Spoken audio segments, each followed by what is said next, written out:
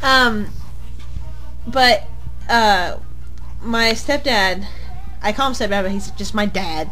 My dad, very much so, is the kind of person that bullies you. So I had this guitar, and I had it for several years, and I would never learn to play. And the reason why is because I was too terrified that he was going to make fun of me. I was so petrified that my father was going to make fun of me for playing guitar that I would not pick it up. I ended up giving it away to, like, one of my nephews who wanted to learn to play. He never did either. But, yeah, you know, I mean, to me, shit people... puts you down. Yeah.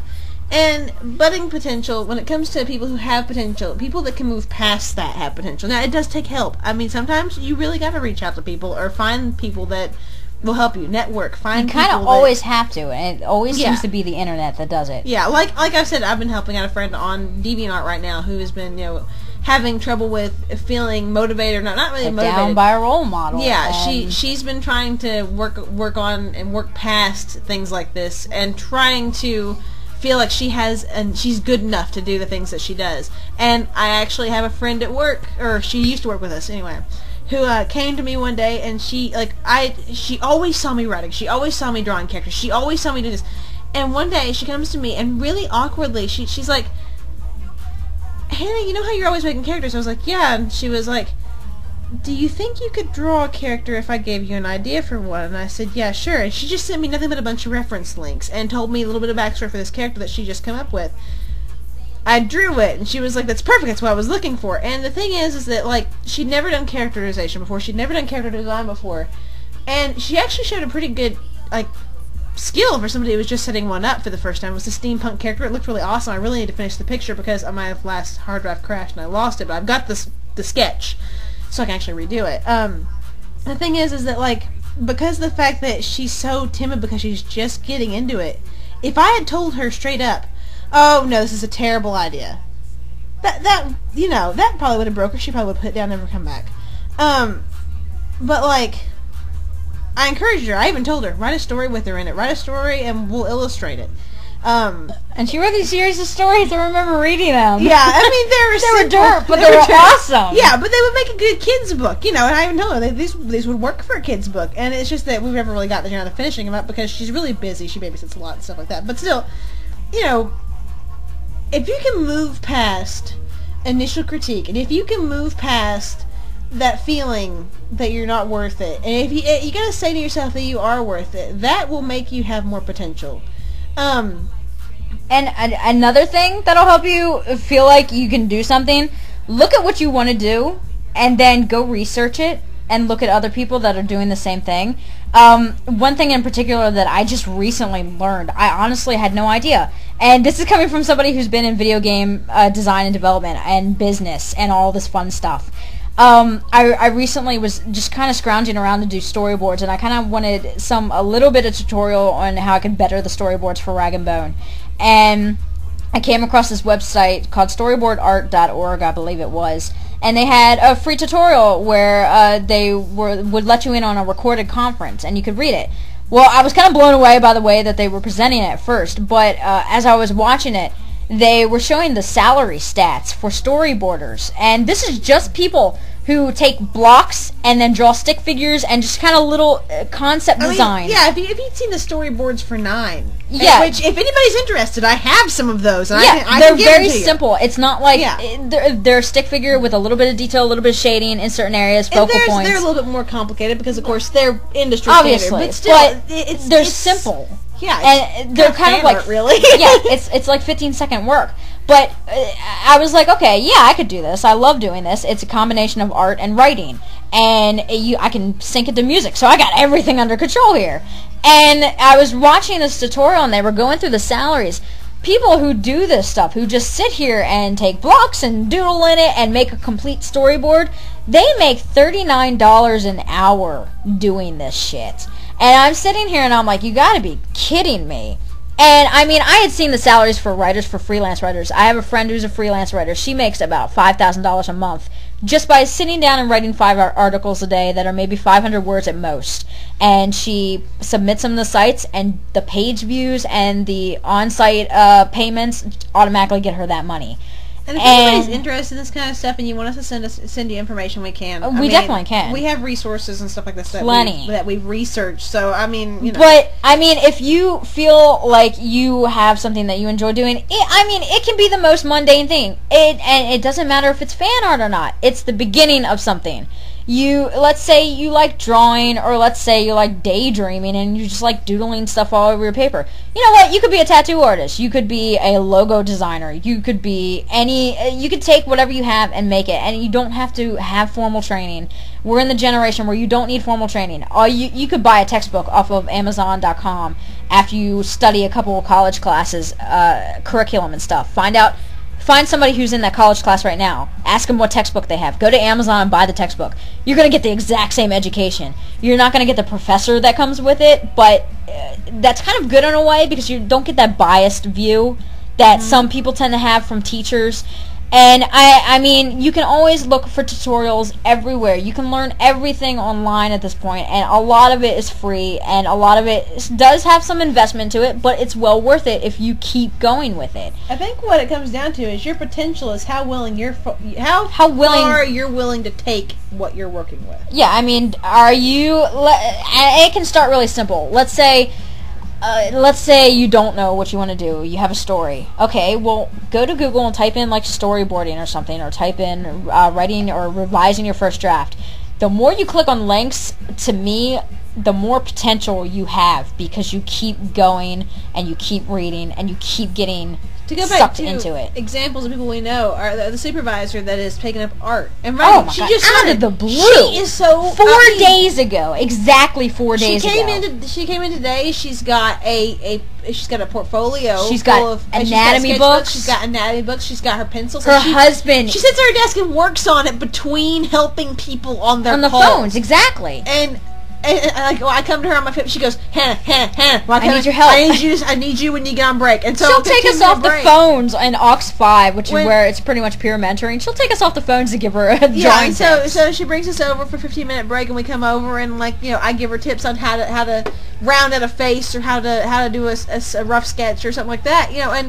And it's that willingness to take it farther, that willingness to find somebody that you know that does it better than you.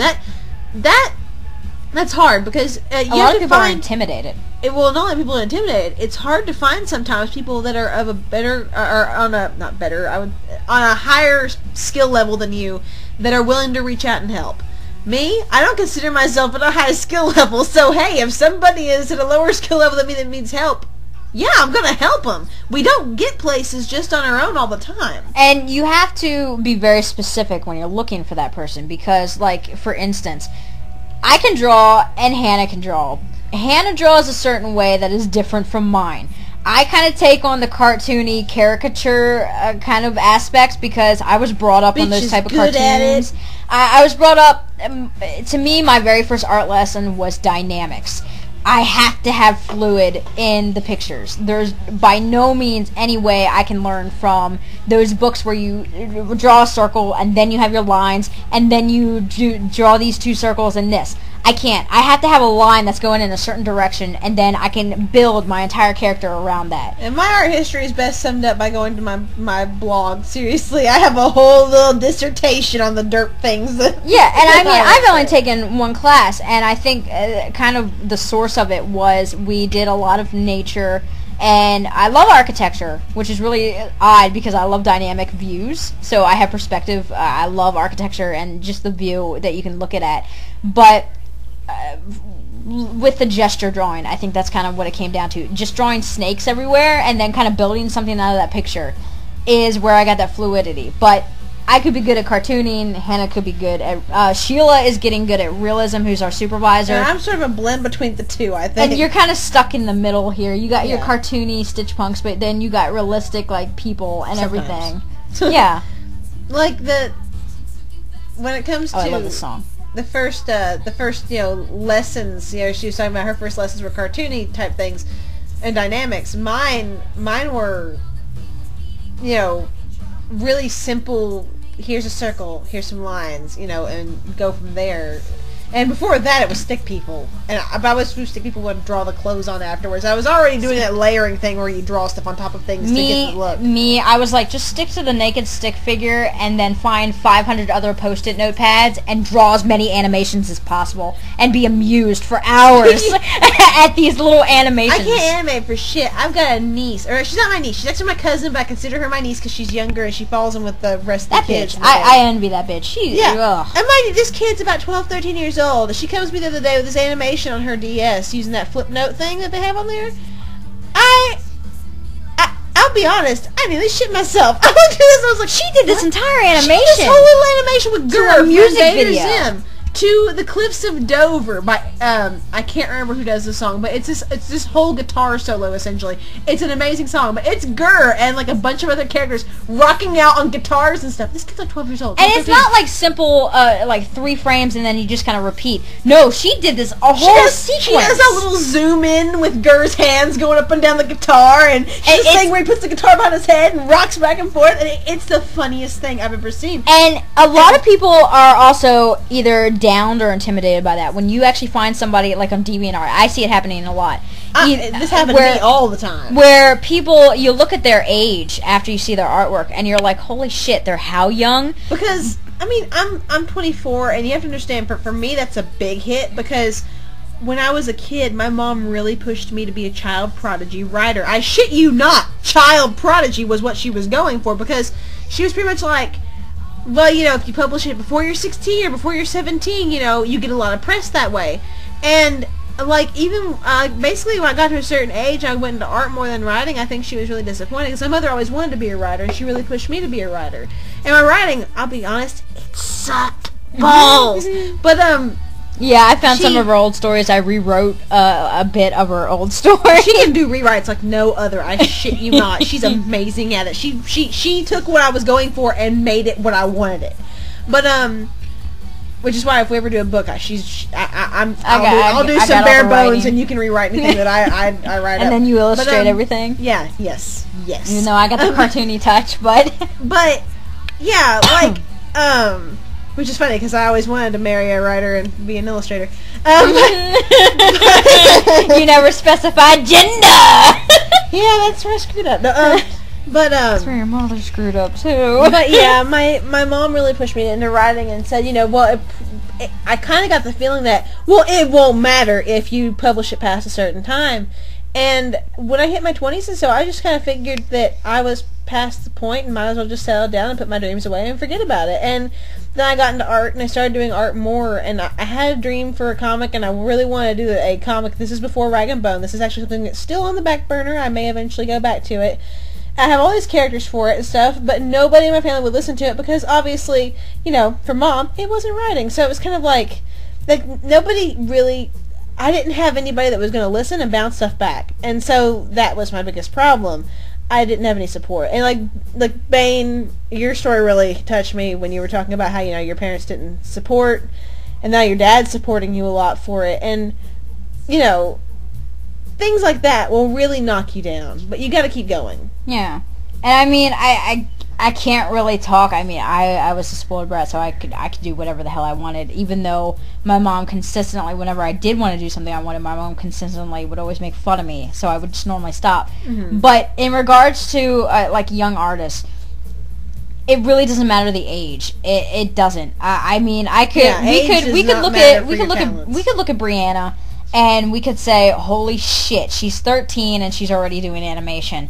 And we should just stop now. And I mean, we could put ourselves down by that, and we could say, holy shit, we could have started that like years back. But if you keep focusing on that, that's less time to be doing what you could be doing right now. That's less time to focus on building your potential. Yeah, and I mean, when you think about it, you're in control of your potential. There you go. Yeah, and I mean, when you think about it, and you try looking at it from another way, look at it as Brianna is doing animation because right now she has a DS that's capable of helping her out. She's not using Photoshop 5 or anything like that, but she also has time, and because of that, she's using it very wisely by drawing. Now, when you look at it, or when somebody in the house comes in, they may look at it, oh, she's doodling her life away, or she's drawing fan art again. You know. Oh, that's cute and everything. Oh, well, she's a kid. She can still do all this stuff. but she is using her time wisely by doing what she wants to do.